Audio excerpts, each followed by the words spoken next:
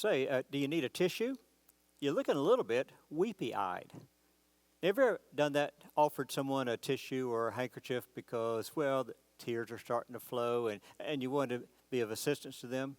I mention that today because we're going to be talking about a brand new sermon series, and in this series, we're going to be talking about some tears. We're looking at the book of Lamentation.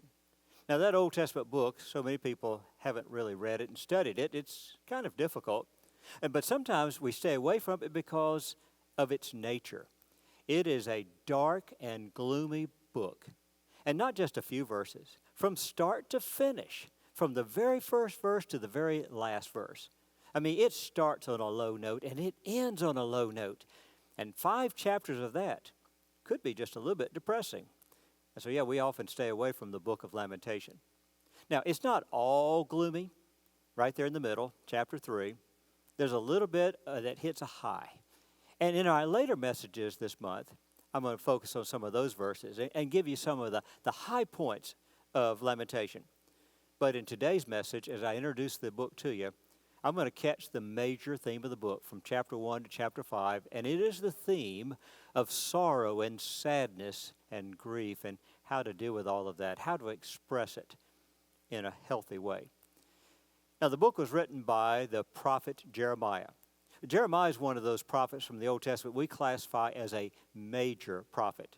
He wrote the big book of Jeremiah, 52 chapters, and then this small book of Lamentations, 5 chapters. And as he wrote these books, he's about 600 years before the time of Christ. And he had a nickname that we've given him. We call him the Weeping Prophet. Now, with a nickname like that, no wonder the book is kind of gloomy and dark and weepy, because he was the weeping prophet. Now, why do you write like that in this book of Lamentations? Oh, well, he actually has very good reasons for why this book is so sad. The good reasons are his heart is filled with grief.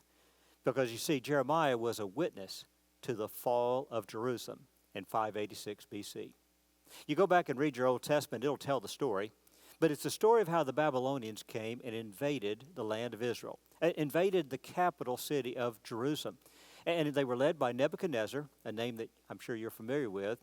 Now, it started about 20 years earlier, and Jeremiah was there then. He watched all that happened over those 20 years, even tried to warn people and tried to do something, but nothing seemed to stop what was coming. They first invaded and claimed control of the land. When Israel, a little bit later, a few years, they decided to push back. They invaded again, this time laid the city to siege, and this time they did some destructive things and took people off into captivity. They came back again when the Jews once again were pushing back. And on this occasion, they laid the city to siege for 18 months, a year and a half, that they surrounded the city and boxed them in. And as the Old Testament describes, they ran out of food. They began to starve and to suffer. And then when they finally broke through the walls of Jerusalem, they began to destroy the city. They destroyed the walls, the public buildings, and the temple of the Lord that had been built by Solomon. All came crashing down and set on fire and burned. They killed people. They killed men who fought against them. They killed their wives, their women, their children. It was a terrible thing. And once again took people and took them off into captivity in Babylon, where they'll stay for the 70 years of captivity. Jeremiah is one of the survivors. And anyone who is a survivor, who saw all of that, and yet you still lived, you now got to live with the memory of what happened and the great losses that were incurred. And the book of Lamentation is telling the story of what it feels like to be a survivor and experience the grief and sorrow of the fall of the city of Jerusalem. Now, there's no Jewish legend that says that when Jeremiah wrote the book, he was sitting on a hilltop overlooking the ruins of the city of Jerusalem. And just seeing it from a high vantage just broke his heart and it filled him with tears. You know, that's an interesting legend when you think about it, because it's almost prophetic. I remember a story in the Gospels, Luke 19, when Jesus was on a hilltop, the Mount of Olives, looking down upon the city of Jerusalem, and he wept and said, "Oh, Jerusalem, Jerusalem, if only you'd turned to me when you had the chance, you would have avoided the destruction that's coming your way." In that case, the destruction that would come from the Roman Empire. Well, that happened for Jeremiah way back when he looked at a city in ruins, and all they could do is just weep. weep and talk about it in the book of Lamentations. Now, it's in this book then that he's going to express feelings. It'll be his feelings, and he can get very personal sometimes in these chapters. But it's more than just him. He'll express the feelings of the people who survived, as well as those who are in captivity who will get a copy of this book and they can read about it as well. He's expressing the feelings of everyone who suffered the great loss of the fall of a great city. And he's got some very creative ways of describing how they feel. I gave you as our text, chapter 1, verse 1, in which he simply starts this way. How lonely is the city that once was full of people. Oh yeah, Jerusalem used to be a great bustling place. It was the city that represented God himself. It was his city. And now it just lies there in ruins. How lonely is that city once full of people? Well, then he goes on to describe how they feel about that. He talks about their tears. The very next verse, he talks about, we weep all night long. Day and night we weep. He describes the tears as they flow like a river from our eyes. He also describes on the inside, our heart is overwhelmed. I feel like I'm smothering, I'm suffocating, I'm faint. He describes something that's an interesting twist on the Psalms. In Psalm 30, we've got that famous passage in which it talks about how God, when he brings relief, he can take your mourning and turn it into dancing. I was weeping and full of grief and sorrow, but now I'm dancing with joy. He flips it around, and he says, now my dancing has been turned to mourning. And we don't feel like doing anything fun and joyous. We're sad and sorrowful for the loss of a great city. You know, when you know what he's writing about, you understand why he speaks the way he does. And for 5 full chapters, he describes the bitter sorrow and grief of the Jewish people who survived one of the great disasters of their day. Yeah, he had good reason to write the book of Lamentations. So as he writes about his grief, it's a grief that I think you and I can identify with, not because we've been in his situation, but because we understand sorrow and grief when you've suffered great loss. You think about it. Grief and sorrow, that's the experience of everyone. It's natural. It's common to all. Ecclesiastes talks like that when he says there's a time and place for everything. And he says in chapter 3, verse 4, that there's a time to weep and to cry, and then there's a time to laugh. And in all of our lives, we get those occasions where it's time to cry. And even the toughest of us, the most stoic among us, still will start to choke up and maybe even a tear will come. Because it's hard not to when you're feeling sorrow and grief.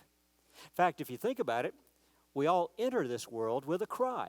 At least the traditional idea of a baby is born and what's the first thing they do? Give them a little slap on the backside and get them crying so they clear the lungs. But our first breath is a cry, and we get many, many more occasions to cry after that. It's just the way life works. You've got times of sorrow and grief. Some of you know it all too well. Fact is, it happens to everyone, even Jesus, as we see in the Gospels. Remember in John chapter 11, verse 35, he approached the tomb of his good friend Lazarus in that simple verse that says, and Jesus wept. And he knew what he was going to do. There's a miracle about to be performed, and still his heart was filled with sorrow, and he wept. Isaiah chapter 53, verse 3 prophesies the coming Messiah and says he will be a man of sorrows, well acquainted with grief. And indeed, the audience I speak to, I expect you know sorrow and grief from your own personal experiences. And while our experiences are different from that of Jeremiah and his people, the feelings are very similar. We know what it feels like to suffer and then to feel that suffering. You know, I think about what we go through today. I think, for example, of dealing with death, the death of people who are close to us, and what it's like to be the survivor, where you're now feeling a loss in your life and feeling alone. Their presence is gone. Many of you know what that feels like. We've been there. I think about sickness and disease. And of all of them, there's so many. We always especially, we really get apprehensive about cancer because there's so much uncertainty there and so much death that comes from it on so many occasions. And just when we hear the word, whether it be for ourselves or for someone close to us, we know what it feels like to feel the anxiety, the unease because we don't know what's coming, or maybe we do know what's coming. There's a dread, but whatever you feel, it's part of our human experience. In fact, his life has so many struggles that time to time you're going to have your occasions to have those tears, to have your heart overwhelmed, as Jeremiah describes, to feel the sorrow and the grief, which means as you read this book, you may read descriptions that you recognize. And while your experience is different from Jeremiah's experience, the feelings are very similar. We all know grief. So what does Jeremiah do in his season of grief, and what does he want his people to do? Well, Jeremiah decides this is a good time to write a lament. And so he does. In fact, he writes 5 laments. Your 5 chapters of the book of Lamentations, they're each one a separate lament. Each one focusing upon something they've lost, something that was dear to them. One chapter will be talking about the great city of Jerusalem and all that represents. One will talk about the temple and what that represents. One is where it talks about the people and the lives that were lost. And of course, as they go through these losses, talking about the sorrow and grief that we feel. He writes these 5 laments, puts them together in one collection, and we call that Lamentations, the collection of the laments. Now, what exactly is a lament? It's a very Jewish thing, something they did often, something we can learn from. A lament is essentially this. It is to verbalize out loud the grief that you're feeling on the inside. You know, it's in here and you feel it, you wrestle with it. Now, put it out there. Say it. Verbalize it, express it. That's the idea of a lament. The word itself in Hebrew really comes from that root idea of to cry out. It's in here, now I'm going to cry and get it out. And whether you say it out loud or say it soft, it's the verbalizing and expressing of your grief. That's what a lament is. And you'll see not only the book of Lamentation, it's 5 laments, but you'll see laments all through the scriptures. And you know, they're a good thing. This is going to lead us to a good idea that I'm going to recommend to you on those occasions when you're dealing with sorrow and grief. And my suggestion is this: don't repress, express. That picks up on what he's teaching us in Lamentations. Don't repress your feelings, bottle them up and hold them inside. That can be unhealthy. No, express and get them out. There's something that is part of the healing process of sorrow and grief when we can actually verbalize it and say it, put it into words. There's something healthy with that and helpful. And so, yes, Jeremiah teaches us that. I'll tell you how the Jews did laments. They typically sung them.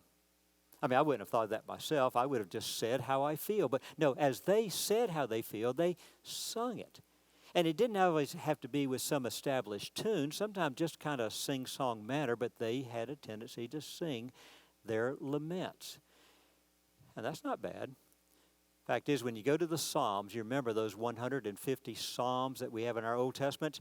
Those Psalms were sung by the Jewish people in their worship gatherings, and sometimes just on their own, but they sang those things, and they're written to be sung. But as you go through the Psalms, what you'll find is there's 2 types of Psalms there time and time again. They have the Psalms of praise and the Psalms of lament, and they have them mixed in together. So they don't put them all the praise in one section and all the lament in the other. No, they mix them up, and as you go through the book, they sang songs of praise and songs of lament. They like to sing about their feelings of sadness and sorrow. You know, that's not a bad idea either. If you think about it, it's the kind of thing that has been done time and time again. Say, for example, we've got our traditional dirge. Remember what a dirge is? Is when somebody is singing about how sad they are. Remember that old classic? Nobody knows the troubles I've seen. Nobody knows my sorrows. Oh, African American spiritual, where you sang about your sorrows. It even has the verse that says, sometimes I'm up, sometimes I'm down. Yes, Lord, sometimes I'm almost to the ground. Yes, Lord. See, that's a dirge. But our modern dirge is essentially the old Jewish lament, where you sing. And you sing about your sorrows. And the singing itself is a help. I've got a good suggestion for you, and that is this. When you're dealing with your feelings of sorrow and grief, it might be a good time for you to go back and read the Psalms, because after all, they are songs that express sorrow and grief, at least the ones that are lament psalms. And you say, so where do I start? Where do I find a lament song? Oh, it doesn't matter. Just start anywhere in the book of Psalms, and even if you start on a praise one, keep reading, because they'll go praise and lament and praise and lament, and that can be helpful to read these Psalms that sing about the feelings of the heart. Another suggestion is, get you some good Christian songs and sing them. The songs that talk about the burdens that we carry and how we deal with those burdens because we've got confidence in Jesus. You know, good songs like, I must tell Jesus all of my sorrows. I cannot bear these burdens alone. Those kind of songs can help us work through what we're feeling. There's the old classic one everybody loves, it is well with my soul? Because it says sometimes that peace is like a river in my life, but sometimes it's sorrows like sea billows roll. But whatever I get, good or bad, I've learned to say it is well with my soul. You know, singing about it can be helpful to you. And that's what the Jews did. They wrote laments and they sung them because that helped them deal with the sorrow and grief that they were bearing. Tell you something else about those laments that they wrote, and the ones that Jeremiah writes for us. They wrote them, and they wrote them like poetry. I mean, after all, they knew they were going to sing them, so they took some time and care to actually get them right. They would use poetic phrases, kind of phrases you and I sometimes use ourselves today. Phrases like, my heart was broken open. All right, that's a creative, poetic expression. Or, I'm smothering, I'm drowning in my grief. Or, I feel like I could die. They use poetic expressions. And they also wrote them in a way they'd have meter and rhyme so that it would sing well. And I'll tell you, Jeremiah must have been great at this. Because you look at the book of Lamentations, you'll see something that you got to see it in Hebrew to see it, but I'm going to tell you what's there. He really worked hard to structure these 5 laments. Here's what he does. He writes his chapters in what we call an acrostic. Now, the Hebrew alphabet has 22 characters. We have 24. They had 22. So he'll write with 22 verses in a chapter. And of those 22 verses, the first verse will start with the first letter of the Hebrew alphabet, Aleph. And then the second verse will start with the second letter and the third, and it goes in order all the way to the end. And he'll do that in one chapter, and then another, and then another. And so there's a scheme to how he tells his story, so that if you're reading it in Hebrew, you can see what we would say A, B, C, D. For them, the Aleph and the Beit and the Gimel and the Dalet. You see, he's working his way through the alphabet, giving you something you can handle in memory as well as in singing. And then one chapter, he's really clever. Chapter 3, he triples it. Instead of 22 verses, 66. The first 3 are the A, the second 3, the B, and then he keeps going and going. Well, that takes some time. That takes some thought to create something like that. And a lot of the laments in Scriptures are like that. But that's the point. As you write your feelings and you take the time to make it poetic, you're giving it thought. You're reflecting in a very deliberate way and expressing yourself in a deliberate way, and that's helpful in this process. That's why you'll find some of your best Christian songwriters. They'll write some great songs after they've been through an experience, like an experience of suffering and sorrow, and then they write some of the songs we love to sing, and they take their time to frame it well, because they're going to sing it, and we're going to sing it, and we're all going to benefit from that. That's what Jeremiah does. Jeremiah decided, we're so filled with grief and sorrow, I need to write a lament, 5 in fact, and he wrote them, recorded for us. And now I say the man must have been a master at writing laments. Not only do these 5 chapters show us that, but in the book of 2 Chronicles, chapter 35, it tells us that when King Josiah died, then Jeremiah wrote some laments. Josiah is one of the great kings. He's one of the good kings. So when he died, everybody was really sad. So it says that Jeremiah wrote laments, and he says, ever since this very day, people are still singing those laments and speaking about King Josiah through these laments. Yeah, Jeremiah knew how to deal with sorrow and grief. Don't keep it inside. Open up and let it out. Let it out in a way that can be healthy and helpful to you as you process and deal. And so the Jews, they would sing it. And they would enjoy the message and enjoy the feeling of those songs of lament. I got to tell you one more thing, though, that you need in a good lament. And that is this: it's got to have some kind of hope. And Jeremiah shows us that as Jeremiah speaks about his faith in God. You know, I told you the book is kind of gloomy. And almost every verse is like that, sad and gloomy, but not every verse. Because right there in the middle, there's a little bit that really is uplifting. Some things he says that are showing something more. Because what Jeremiah tries to do is express his faith and trust in God, despite all the stuff we've seen happen. And the way we feel about that, we still believe in God. And so he makes statements of that sort. He'll say, for example, the Lord is good to those who hope in him, to those who seek after him. He'll say, for example, that the Lord, he'll bring us grief, but the Lord also brings comfort. And time again, in the midst of all this lamenting, he mentions, however, as bad as it gets, God is still good, and I still trust in God. You got to have that if you want to have a good biblical lament. You want to do it the way a believer does it? Talk about how you feel and how bad you feel, but also mentions the Lord and mention your confidence, your trust, your hope, your faith. Praise His name. Read the Psalms once again. Notice how I told you the Psalms didn't take all the lament Psalms and put them together at the beginning and the praise at the end. They mixed them up. That's the way it ought to be. So that we as Christians, no matter what we deal with in life, we can, at the one time that we're also being sorrowful, we can be happy. We can talk about our griefs and still talk about the Lord and the confidence and joy we have in Him, and we can put them together. In fact, as you read each psalm of lament, somewhere in the chapter itself, in the psalm, there'll be the expression of faith and hope and trust, and that's the way it should be. That's the way you and I have got to speak. That's why I got to give you one last pointer, and that is this, that when you do indeed express and verbalize the feelings of sorrow and grief, when you say your lament, say it with hope, say it with trust. Make sure you verbalize all that. That you talk about your hurt and your hope. Talk about your trust as well as your troubles. You want to get it all out there, because as you put that full package, now you're getting to something that not only is helpful for you, but it truly expresses your confidence in the Lord. That whatever troubles I'm going through, He's going to help me get through it. That's what I recommend. We've got to be able to say it, or to write it, or just sing it, whatever it is, but get it out so it can actually be productive and constructive in our life, and do it in a way that shows our faith and confidence in the Lord. You know, I titled this message, Good Grief. I wasn't thinking about that expression, good grief, that exclamation that's sometimes made. No, I was talking about a grief that is good. That is not the grief itself. Sorrow and sadness, we don't like that. But the handling, the managing of grief in a good way, a godly way, a Christian way. And Jeremiah's tried to show us that in this book of Lamentations. And I hope you've picked up on some things that will help you to be honest and open up and verbalize how you feel and all the hurt and the sorrows, but at the same time, also express your hope and trust in the Lord. The attitude we should have is the attitude I see in 2 Chronicles 20, where it says, we don't know what to do, but our eye is on you.